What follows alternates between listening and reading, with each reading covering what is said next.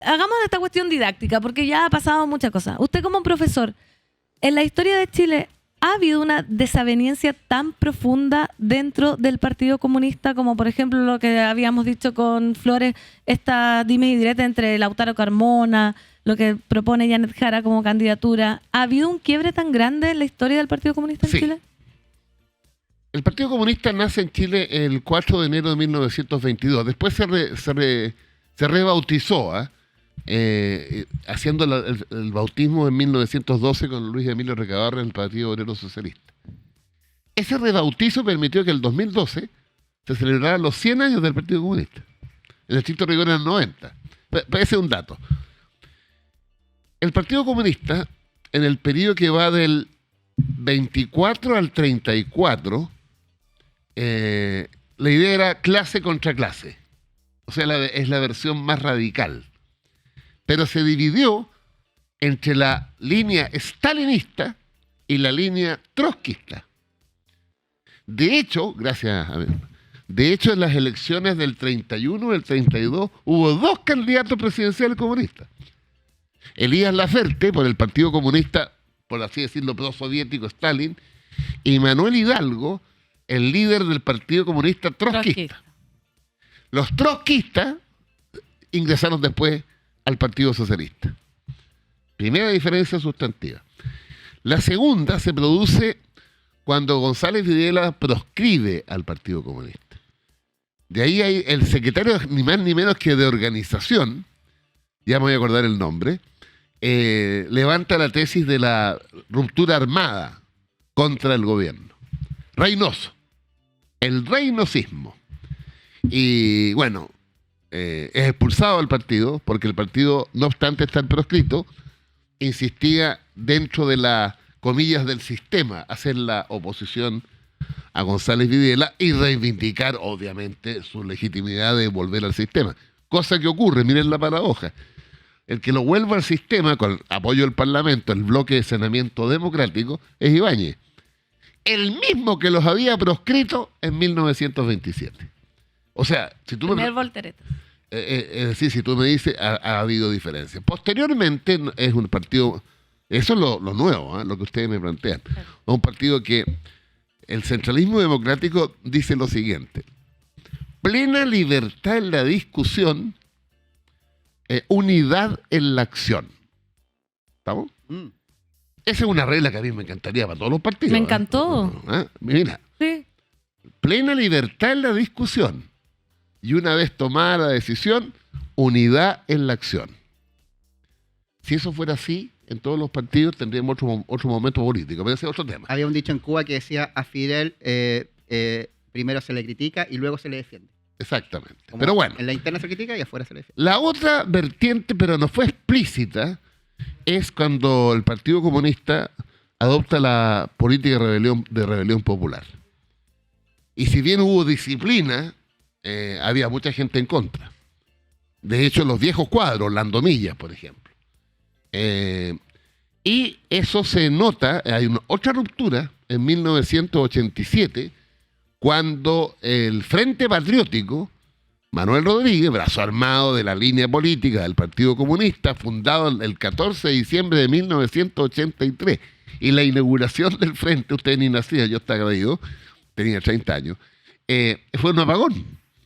Es el apagón más grande de Chile, el 14 de diciembre, la fecha de bautizo del Frente. Una vez fracasado el año decisivo, el 86, que era para echar a Pinochet, fracasado la internación más grande de armamento en la historia de América Latina, 80 toneladas de armas, Carrizal Bajo, y fracasado el asesinato de Pinochet, el partido se repliega y abandona la lucha armada. Pero el Frente, una parte importante, 2/3, calculo yo, de armas y hombres y mujeres, mantiene la línea. Y por eso se crea el Frente Patriótico Manuel Rodríguez Autónomo. O sea, hartas separaciones históricamente. Obvio. Lo que pasa es que del 90 a la fecha, para mí una sorpresa, un partido con esa línea, que el monolitismo era como su principal virtud, yo lo veo no quebrado ni mucho menos, pero incluso ha pasado en la bancada. En la bancada hay un sector más, por así decirlo, ortodoxo y un sector más flexible. Bueno, y lo estamos viendo en la campaña. Profesor, ¿puede ser que quizá el Partido Comunista, esta es una tesis, se la pongo sobre la mesa, usted me dice si estoy muy equivocado, pero puede ser que el Partido Comunista esté viviendo unos 40, 45 años después que lo que vivió el Partido Socialista, que fue su renovación, de que hay sectores en el Partido Comunista que están abriéndose a ideas más socialdemócratas, a ideas no tan ortodoxas, y lo están haciendo dentro de una interna donde hay unidad en la acción, pero la discusión afuera de repente se está saliendo de los límites. Y una línea de Janet Jara, de Camila Vallejo, de quienes están en el gobierno, de Carol Cariola, de Carol Cariola también, de Daniel Núñez, estén renovando el Partido Comunista así como se renovó el Partido Socialista en 1979. Bueno, no, es una noticia en desarrollo. Ahora, la fortaleza del Partido Comunista ha sido su unidad siempre. Porque hay un dato ciudadano que nos miran, nos escuchan.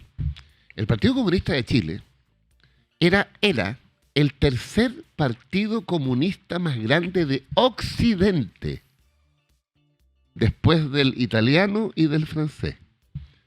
Eso significa que el 10 de septiembre del 73, la militancia, sumando Partido de Juventudes Comunistas, superaba, escúchenme bien, los 250.000 militantes. Hoy día el partido más grande que el Frente Amplio tiene 60.000. ¿Qué tal? Era un partido que en su última elección, 4 de marzo del 73, última elección parlamentaria antes del golpe, obtuvo el 16% de los votos. Los socialistas el 18%. Y el resto llegó al 44% en esa elección. Y la oposición, básicamente Democracia Cristiana y Partido Nacional, al 56%. O sea, era un partido enorme en las magnitudes de Chile. Y ha sido siempre el partido comunista más grande de América Latina. Y ahora, profesor, con esto, ¿cómo era? Libertad en la discusión, unidad en la acción. Bueno, eso también lo dijo Lautaro Carmona en una entrevista que dio a Radio Nuevo Mundo, donde dijo: nosotros estamos comprometidos hasta la médula con la candidatura de Janet Jara, y que lo que importa es reafirmar el compromiso con la salida de la derecha y el no avance del fascismo. ¿Qué opina usted de estas declaraciones de Carmona y respecto a todo lo que ha pasado anteriormente con estos como obstáculos que le pone a la candidata? ¿O no son obstáculos a su parecer? No, o sea, son obstáculos porque además alimentan a la derecha y a los sectores más vacilantes. De hecho, mira a Marcel. Sí. Marcel, que es como una piedra desde el punto de vista... a mí me preocupó lo que dijo, fíjate. ¿En serio? ¿Por qué? Porque le da alimento. La candidatura de Jara, en mi opinión, tiene dos dificultades. Evidentemente que va a pasar a la segunda vuelta. Tiene dos dificultades. Una franja de centro izquierda, que además el Mercurio hace el sábado pasado, bueno, a mí me llamaron, le consultó a todos los que habíamos sido ministros de la Concertación. Creo que éramos como 106, total, hay como 20 muertos. Y fíjate que ahí, solo 31, me incluyo, dijimos que íbamos a votar por Jara. ¿De cuántos, perdón? De como 70 respuestas, 80 respuestas. 16 dijeron ahí votaban por Matei. Y en la diferencia, que no se pronunciaban, no estaban pensándolo. Esa franja, para que Jara gane en segunda vuelta, tiene que volver a Jara. La principal preocupación de esa gente, más allá de los que cruzaron el río, digamos, el Rubicón, es precisamente el Partido Comunista. ¿Y por qué? ¿Por qué? Yo me pregunto por qué. Por eso pregunto la historia. ¿Por qué hay tanto miedo al Partido Comunista? ¿Por qué si estamos hablando de que Janet Jara es la candidata de una coalición, ¿cierto? No de un partido. Usted mismo está diciendo que todos los ex ministros de la Concertación dijeron que no iban a votar por ella. ¿Cuál es la raíz de este miedo al comunismo? Yo también lo veo mucho en personas de 60 para arriba que dicen, no, pero no, como un miedo real, como un miedo fíjate que físico. Eso es un miedo, en el caso de Chile, para establecer diferencias con nuestra experiencia, completamente infundado. Por eso. Fíjate que el Partido Comunista, primero, es el creador del Frente Popular, 1936. El Frente Popular se crea bajo una orientación de la séptima reunión de la Internacional Comunista, 1935. La Internacional Comunista, ante el surgimiento del fascismo y del nazismo, le dice a sus huestes: este es el momento de frenar al fascismo y hay que unirse con las capas medias, las burguesías. Eso se expresa en 3 experiencias.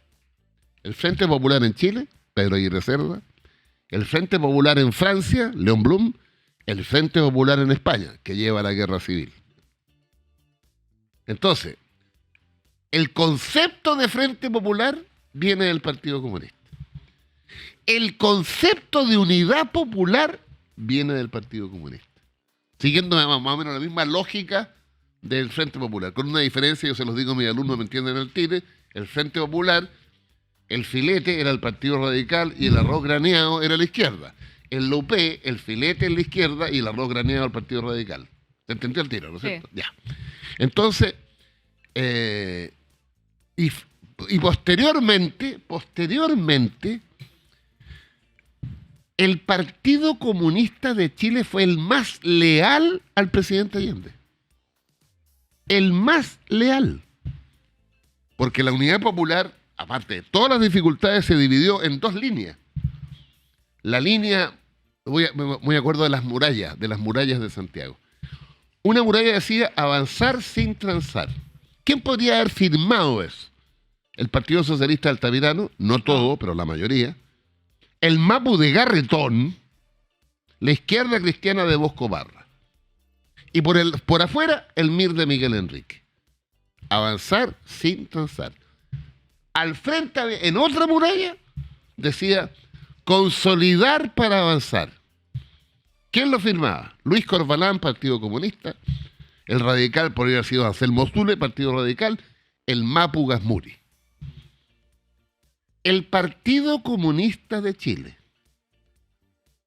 el domingo 9 de septiembre del 73, le dio, comillas, el pase, la autorización, el beneplácito al presidente Allende para convocar un plebiscito el 11 de septiembre del 73 a las 11 de la mañana en la UT, hoy día USACH.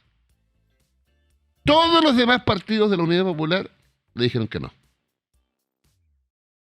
Entonces, lo que pasa es que el anticomunismo en Chile te lo regalo, ¿no? Y se hace mucha referencia a Cuba, a Corea del Norte, pero mira ciudadanos, amigos míos, la hipocresía es una cosa impresionante en Chile. Estuvo aniversario de la República Popular China. El Mercurio tuvo un suplemento. 7 páginas, 8 páginas. Porque hay negocios con China.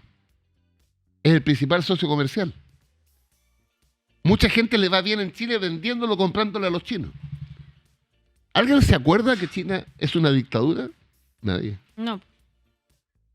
Claro, es una economía, un socialismo de mercado, pero el régimen político es completamente dictatorial. Yo siempre he dicho que el día que Maduro nos compre cerezas, deja de ser dictador. Fuerte. Qué fuerte declaración. Profesor, y en esa línea, y yendo también a este encontrón, digámosle, Janet Jara, la candidata, acusó falta de fraternidad e incluso es lealtad con Lautaro Carmona. En la entrevista con Pedro Carcuro, en esta especie de carpool en el Ford Galaxy. En TVN. En TVN, canal 24 horas. Sí. Momento, muchachos. Área de prensa, vaya nomás. Adelante. No, voy al baño. Ya. ¿Está haciendo un striptease en vivo? Es que hace calor. Mientras tanto, el chat está en llamas. Que me baje los pantalones con aquí a la escoba. No, Justo no es Carol justo Dance. no lo mostraron en No cámara. muestra, ahí está. No, ya, pero el tema que hizo noticia primero es la acusación de falta de fraternidad, que Lautaro Carmona respondió ayer en Radio Nuevo Mundo, su espacio dominical de siempre. Pero otro tema fue que Janet Jara en abril, con Mónica Rincón en CNN Prime, había dicho: Cuba es una democracia distinta. Y la semana pasada con Pedro Carcuro dijo: no es democracia. Que lo ha reflexionado. Dijo que tuvo reflexiones y que lo que va a decir es doloroso para ella, pero que no es una democracia. ¿Qué significa ese avance de es una democracia distinta a no es una democracia y no llegar a ocupar el término dictadura, desde la semántica y desde la ideología y la ciencia política? Lo que pasa es que ya hay un proceso en la izquierda.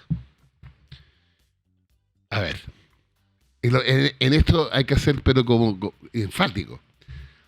La democracia liberal de Occidente tiene un conjunto de variables que son intransables. La elección libre, secreta, informada, el pluralismo, la libertad de información, la alternancia en el poder, la separación en tres poderes. Esos somos hijos de la Revolución Francesa. ¿Estamos? Las corrientes marxistas, siendo coherentes con su pensamiento, la dictadura del proletariado o la inexistencia de pluralismo político tiene que ver con un concepto, que la representación política, desde esa lógica, expresa intereses de clase. Y en consecuencia, si en un régimen socialista ortodoxo no hay clase, no podría haber partidos políticos que representan a algo inexistente. Ujú. Yo no sé por qué no se dice de esa manera. Sin embargo, la confusión, o sea, que alguien diga que Cuba es una democracia modelo occidental, no es así. La evidencia te lo demuestra. Partido único. Evidentemente existe separación de poderes desde el punto de vista administrativo, pero los tres poderes estaban bajo la conducción del Partido Comunista. Más la historia enseña mucho en cada uno de los países. Miren lo que ha pasado con China y Vietnam. Ciudadanos, miren.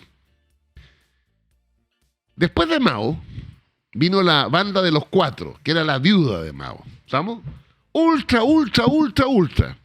Y llegó un compadre de 1,5 metros que se llamaba Deng Xiaoping e hizo la reforma. Muy de los chinos, ¿no? De Confucio. Con un solo concepto. Abro comillas. De lo que se trata es que el ratón que el gato case ratones, no importando el color del gato. Cierro comillas. Ese es el modelo chino. Es decir, usamos los instrumentos del capitalismo con el objetivo de sacar a China de la pobreza y elevarlo, como es hoy día, la segunda potencia económica mundial. Pero el mismo que dijo eso, el mismo, ordenó al ejército chino entrar a la plaza Tiananmen. Hasta el día de hoy no se sabe de los muertos, que eran básicamente estudiantes. Es decir, mano dura para el control político, mano abierta para que ingresen los intereses privados a China.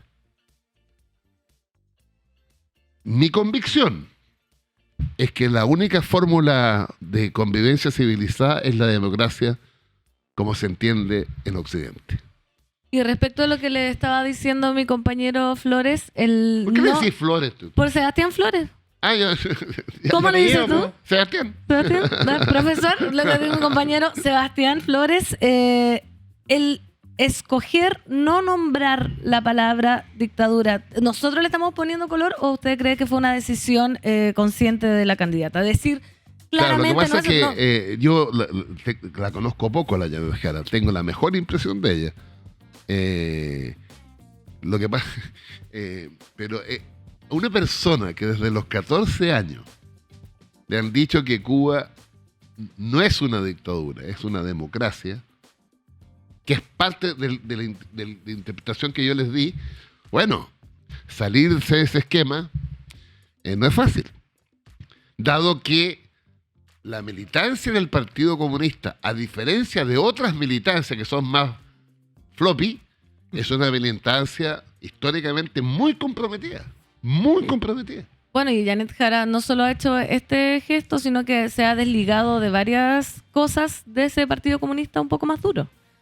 Claro, yo creo que el Partido Comunista, en mi opinión, yo siempre peleé porque fuera parte de la coalición de concertación. La vida al final, Bachelet II los convocó y se hizo el programa de la nueva mayoría, que tenía como contraste con el programa de la concertación.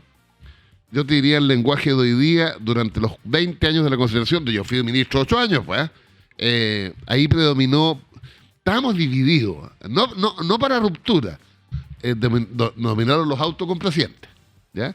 Y la nueva mayoría es la hegemonía de los autoflagelantes. Pero y en la segunda parte, el Partido Comunista participó en el gobierno. Y quiero decir algo que yo sé que le irrita mucho a mis compañeros, pero miren, el presidente Lagos, al cual yo admiro pero hasta el infinito, le ganamos a Lavín en primera vuelta por 30.000 votos. Había 30.000 mesas, un voto por mesa. Bueno, ¿y qué hacemos? Y la Gladys Marín dijo libertad de acción. Pero los comunistas, la Gladys Marín la iba pésimo, 3,17% de los votos en esa primera vuelta. Los comunistas votaron por Lagos en segunda vuelta. Y yo creo, y esto es lo que irrita a mis compañeros, que el voto comunista en segunda vuelta, la primera segunda vuelta en la historia de Chile, por lo demás, permitió al presidente Lagos gobernar, o sea, llegar al gobierno. Después, el 2005, Bachelet 1, claro, los comunistas apoyan a Tomás Hirsch. ¿Qué micro toma Tomás? 5% Hirsch, 45% Bachelet. Ese día en La Moneda, no me olvidaré nunca, cuando mirábamos los resultados, decían, estamos listos porque los comunistas y los humanistas van a votar por Bachelet en segunda vuelta. Dicho y hecho. Incluso la Bachelet avanzó más. Llegó al 53%. Y cuando ganó de nuevo, ya era con los comunistas adentro. Entonces yo creo que yo lamento mucho estas situaciones porque, insisto, alimentan a los vacilantes y alimentan a la derecha, ¿para qué te cuento? Y totalmente infundado, como lo dijo usted. Infundado en la experiencia concreta del comunismo en Chile. Sí, y eso se ha dicho yo creo que hasta el cansancio. No, pero me comparé con Cuba, me metí al compadre Corea del Norte. Y hay gente otra gente decían acá que el anticomunismo no existe, que es solo las fake news y el temor, pero eso por algo la gente se lo está creyendo. Obvio. Por algo se cree noticias como que son irrisorias, yo me imagino que es por ese mismo miedo al comunismo, que prefiere creer. Mira, yo conozco a gente profesional, o sea, un tipo que le interesa el tema, que me ha dicho a mí, no. ¿Y qué hay que hacer? Matei. ¿Y qué hay que hacer en segunda vuelta? Me abstengo. La mayoría que yo conozco. Eso existe. Mira, la política tiene que estar siempre, bueno, aquí hay un principio leninista, análisis concreto de la situación concreta. No una bola sobre una situación, otra bola. El tema de Jara, en la segunda vuelta, así empecé yo, es recuperar esta franja de centro izquierda y otro gallo. Es meterse en el voto obligatorio, en el voto obligado. No sé si se vieron el sábado en el Mercurio, que viene esta secuencia que hace la Universidad del Desarrollo. Sí. Es impresionante, muchachos, la diferencia del voto Jara entre el votante tradicional permanente. 36% en ese votante. 16% en el votante obligado. 20 puntos de diferencia. Porque ese mundo, esencialmente popular, completamente despolitizado. Ahí. Ese es el esfuerzo, en mi opinión, de segunda vuelta. ¿Imposible sería que Jara ganara una primera vuelta? No, la va a ganar, pues, la primera. O sea, que saliera elegida en primera vuelta. No, pues imposible. Que acá están diciendo No. O sea, alguien puede soñar una fantasía erótica, pero... no, está bien, sueñe, compañero. Va a salir primera. Va a salir primera en la primera vuelta para una segunda vuelta. Claro, porque todos los números además se están consolidando. Yo miro siempre las encuestas, las públicas y también algunas privadas, y se van consolidando. Yo calculo que Jara en primera vuelta va a tener piso 25, techo 35. Ahí se va anotado para Estelar Verde. Sí, claro. Cuando estemos aquí el lunes siguiente a la elección. Sí, por acá estaban profes mandándole mucho cariño. ¿Cuándo va a estar el profe? Todos los lunes del año. ¿Cerramos el año? Obvio. A las 9:10 minutos. No. A las 10:10, po. A las Flores, 10:10, ¿verdad? estamos- Voy a llegar 10 para las 10 la próxima vez. 10 para las 10. Está bueno el cafecito, ¿no? Espectacular. Qué capitulazo, dicen acá. Jara debe recuperar un discurso antisistema. Soñar es gratis, dicen por acá. Mira, una sugerencia. Bueno, esto es una evaluación más grande. El problema de la izquierda en general y de la centroizquierda, que se mantuvo perdiendo, confundiendo las contradicciones principales. ¿Para qué te cuento en la primera convención? Entonces, escúchenme bien. Toda sociedad tiene contradicciones, de distinto tipo. Hombres, mujeres, heterosexual, homosexual, Santiago regiones, más medio ambiente, menos medio ambiente, más vacas o el rodeo. ¿Estamos? Pero hay una contradicción que nos permite a la izquierda ser mayoría, que es la contradicción económica y social. Y cuando tú perdiste, porque te va ganando las otras, la gente se confunde. La única forma en Chile para la izquierda y la centroizquierda de volver a ser mayoría contundente es que coloque en el centro del debate público la contradicción económica y social. ¿Cómo se expresa eso? El promedio de sueldos en Chile es 890 lucas. La mediana de sueldo, es decir, donde está la mitad, son 611. Los que ganan o ganamos más de 3 millones al mes somos el 3%. Según Laborum.com, no el siglo, Laborum.com, el 92% no llega a fin de mes. Financial Times, la Biblia para los neoliberales, en su último artículo sobre Chile, 63% no llega a fin de mes. Ahí está el punto. No si hay más vaca o menos vaca en el rodeo. Con todo respeto, no si hay más género o menos género. No si hay más ceremis y ceramas. Es importante la reivindicación de la mujer. Pero se dispersa. Lo que aglutina a la mayoría es la defensa objetiva de los intereses de la mayoría. Aquel 85% que gana menos de 800 lucas. Uy, Ahí está. me hice un discurso. está bien. Estamos esta mañana con Francisco Vidal, profesor de historia y un sinnúmero de cargos que ha acumulado a lo largo de su Hecho de todo, en realidad. dilatada trayectoria política y profesional. Estamos haciendo Turno, el primer canal de streaming de Chile, en este matinal llamado Turno en Vivo, y tenemos importantes menciones para seguir conversando con el profesor. Vamos a preguntarle sobre lo que está pasando lo que pasó más bien en la Asamblea General de la ONU, y Michelle Bachelet, quien fue su jefa. Y también... Oye, momentito, un gran saludo. Está de cumpleaños hoy día. ¿Michelle Bachelet? Sí. ¿En serio? Mira, feliz cumpleaños. Un aplauso, por favor, a todos. A Verónica Michelle Bachelet Geria. ¿Y usted estuvo hace poco? El 20. El 20 Claro. Feliz cumpleaños atrasado también. ¿Qué signos son? Yo soy Michelle Bachelet Virgo. Libra. Yo soy Virgo. El profesor Virgo. Virgo y Libra. Yo estoy en el límite del Virgo para pasarme a la Libra. Ponte serio, oye. Lo serio no quita lo contento. Pero sí, esta es una gran noticia para Chile. Una que estábamos esperando hace tanto tiempo. Hoy somos nosotros, los beneficiados, los encargados de compartirla con ustedes. Las pensiones van a subir. Las jubiladas y jubilados al fin podemos sentir que Chile está cumpliendo. Y desde este septiembre va a subir la PGU a esos que trabajaron toda la vida y no les alcanza ni para remedios. Y desde enero, con el Seguro Social, comenzarán a aumentar las pensiones entre un 14 y un 35%. Además, subirán las pensiones de las mujeres, haciéndolas más justas porque siempre vivimos más. Y ojo, que esta buena noticia también es para las y los jubilados del futuro.